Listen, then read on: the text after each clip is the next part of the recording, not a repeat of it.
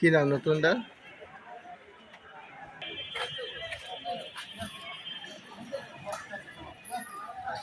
এই যে আপনারা দেখতেছেন যে আসলে যশোর সদর হাসপাতালের জরুরি বিভাগের অবস্থা।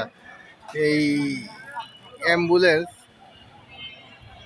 দাঁড়ায় রয়েছে, তা দাঁড়াই রয়েছে, এর কোনো নড়াচড়ার কোনো ইয়ে নেই। আর এই যে দেখেন মোটরসাইকেলগুলা যেভাবে স্ট্যান্ড করছে, এই মোটরসাইকেলগুলো একটা জরুরি বিভাগে ইমার্জেন্সির সামনে এই যে মোটরসাইকেলগুলো অ্যাম্বুলেন্স দাঁড়ায় রয়েছে, দেখার কেউ নেই। আপনারা দেখেন যে আসলে এই যে সদর হাসপাতালের অপোজিটে যেখানে সরকারি গাড়িগুলো রাখার কথা, সেখানে কিভাবে বেসরকারি অ্যাম্বুলেন্সগুলো রাখছে, এর প্রতিকার কে করবে? কেউ কারোর। এই যে আপনারা দেখতেছেন যে সদর হাসপাতালের মেন গেটের সামনে দুই সাইডে যেভাবে